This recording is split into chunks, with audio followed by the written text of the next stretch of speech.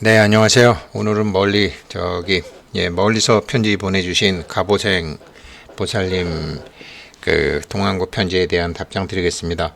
먼저 오늘 영상 하기에 앞서서 어제 제가 사무실에 있었는데 방송자 회원님, 교수님, 또 우리 조혜정 보살님, 부사장님이신가? 감사드립니다. 금강경 인생 수업 책 사서 보내주셨네요. 제가 여기다가 사인을 해서 드릴 때는 2028년도에 개당 3,000불이 넘었을 그거를 드릴게요. 기분 좋으면 더 많이 드리고. 예, 오늘 공부 한번 해보겠습니다.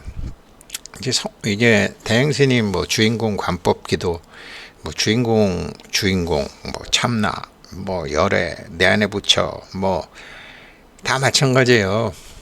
근데 주인공을 보려면 주인공을 불을 켜야 되잖아요. 저도 이제 요즘 21일 기도하기 때문에 다 이제 초를 켜는데 이제 보현보살님, 준재보살님, 심령나님, 독성님, 조항삼시님, 또 이제 그다음에 천상열차 분야지도 다 제 의식이 가 있으니까 네, 불을 켜면서 이제 그분들의 주인공 불을 켜드리는 거죠.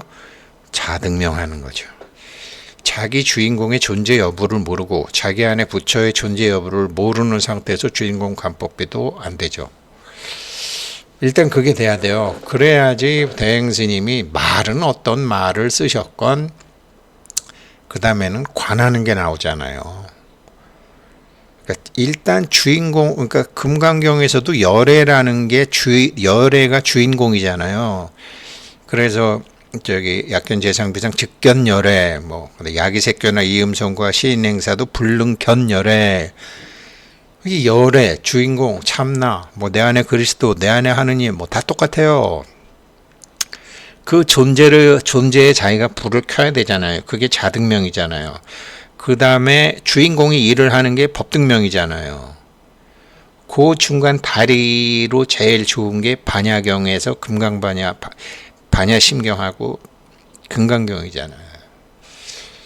근데요, 사실 저 이거 개념 잡는데 굉장히 시간 오래 걸렸어요. 그래야지 관이 되잖아요.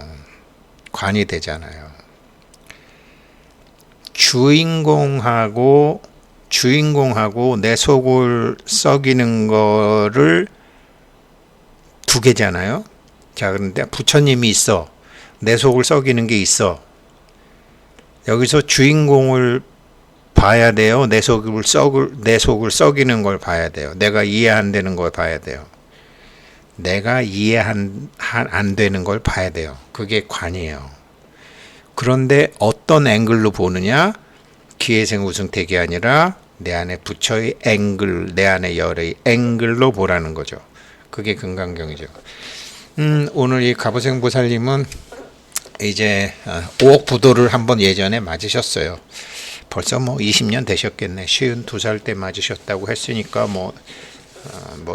거진 이제 그 정도 되시는 거죠. 아니다. 42살 때니까 30년 전이네요. 30년 전에 5억 부도 컸죠.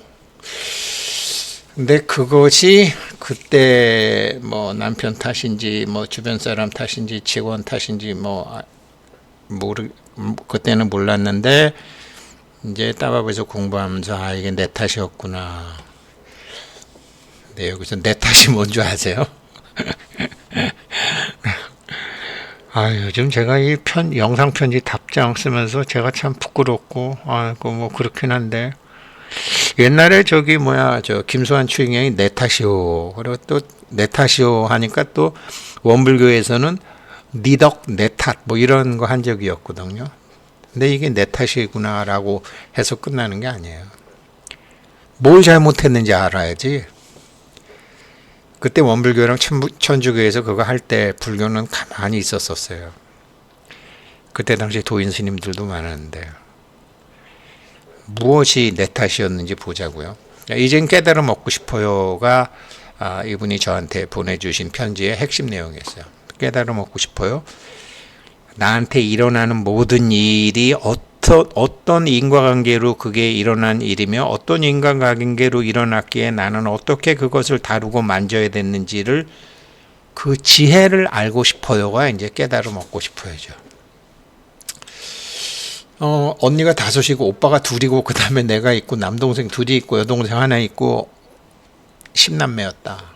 근데 남동생 2 공부시킨다고 딸인 나는 고등학교를 포기를 시켰다. 우리 아버지, 존경하는 우리 아버지 김삼함 아버지 오옥님 어머니가 나는 고등학교를 포기됐다. 뭐 그랬지만 25살 때 32살 남편 만나서 뭐 벌써 그 옛날에 아이들 유치원 보내고 아주 다복하게 잘 살았다.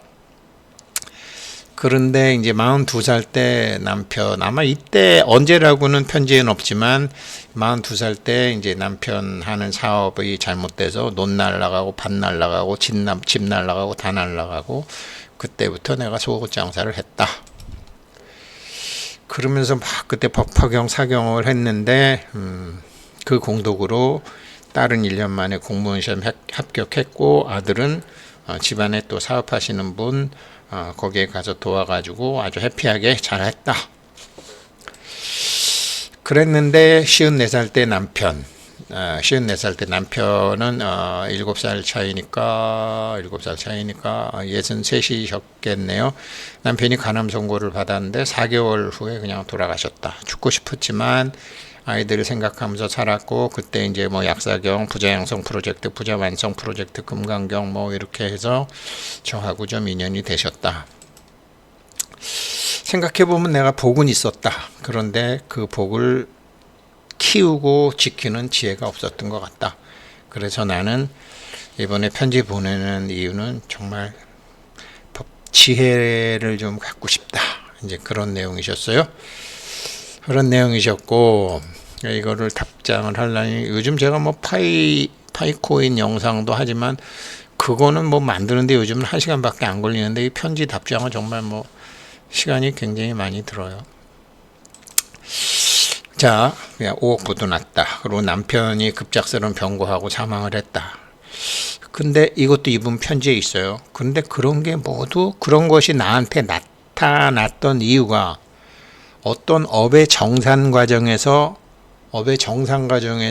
나온 거다. 영혼이 갖고 있던 정보의 균형을 맞추기 위해서 했다. 그런데 그렇게 나타난 거를 내가 모르고 그 존재의 권리를 인정 안 하고 그 유효성을 인정을 안 했다라는 것을 내가 이제 동안거 공부하고 지금 공부하면서 알게 됐다.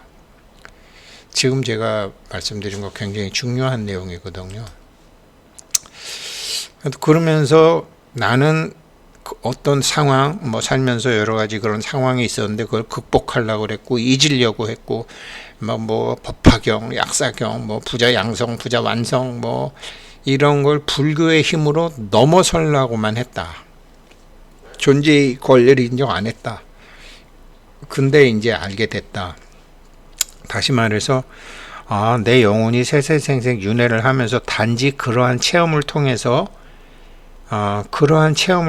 어떤 느낌을 갖고 그러면서 영혼이 나름대로의 불균형을 균형으로 맞춘 합의를 하는 과정이었는데 이거 나한테 아무도 가르쳐주지 않았기 때문에 나는 그냥 항상 원인을 치료한 게 아니라 결과를 내 마음에 안 드는 결과를 내 마음에 드는 결과로 바꾸려고 인정하지 않았고 막았고 극복하려고 그랬고 잊어버리려고 했고 남 탓도 했고 그랬다. 그리고 지금처럼 내가 지혜도 없어서 지금은 나의 영혼이 단지 그 체험을 위해서 나타났다면 내가 그래도 참 어렸을 때 애들 절에서 하는 유치원에도 보내고 했을 때 그렇게 뭐 집안도 참 풍부했는데 남편도 참 능력도 있었고 했는데 그때 절에 다니면서 내가 불교는 지혜의 종교라고 함에도 불구하고 그 지혜가 뭔지 몰라서 나의 영혼을 바로 이끌어주지 못했다. 뭐 공부 끝까지 거진 다 오신 분이죠, 이분. 갑오생 분들, 훌륭한 분들 많아요. 갑자 들어가는 분들이. 근데 생각해 보면 이제 이런 거죠. 관하라는 거를 잘못 생각한다라는 거죠. 대부분 여자들은 이렇대요.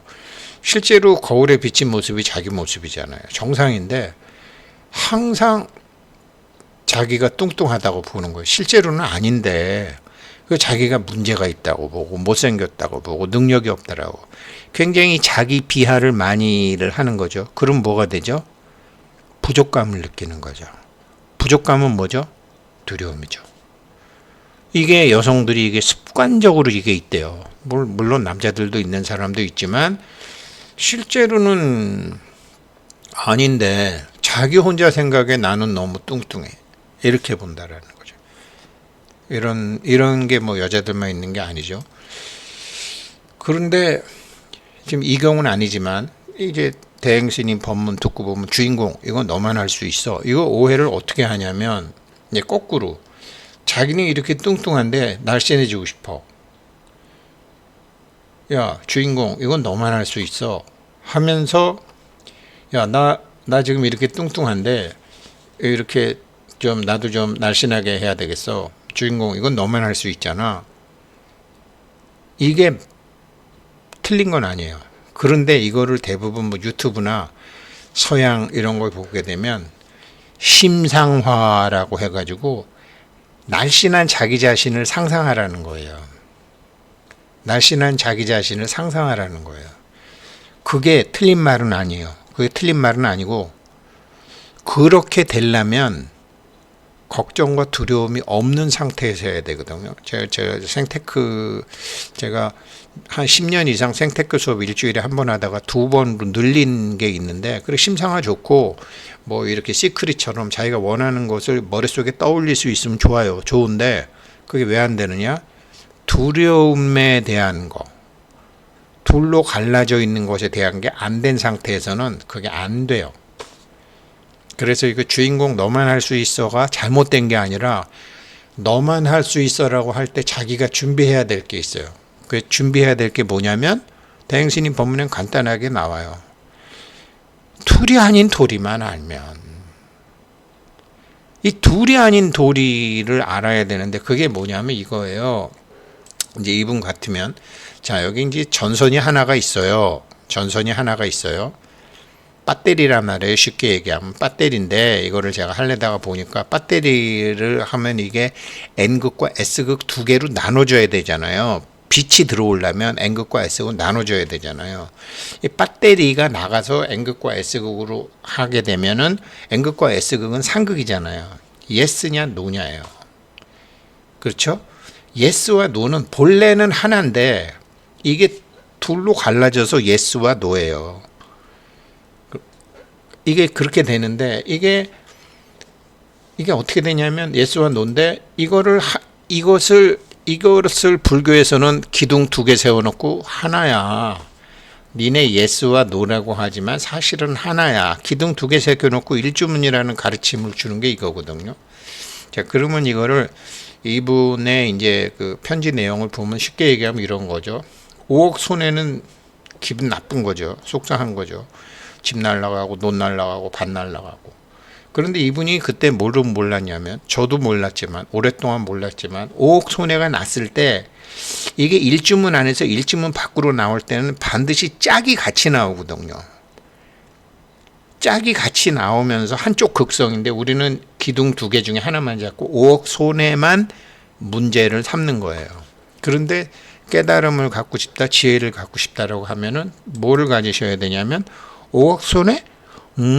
그러면 그 반쪽인 5억 수익이 일주문 밖에 이 세상 밖에 있겠네. 그래서 근데 제가 2001년도에 9.11 테러 났을 때 여기까지는 알았어요.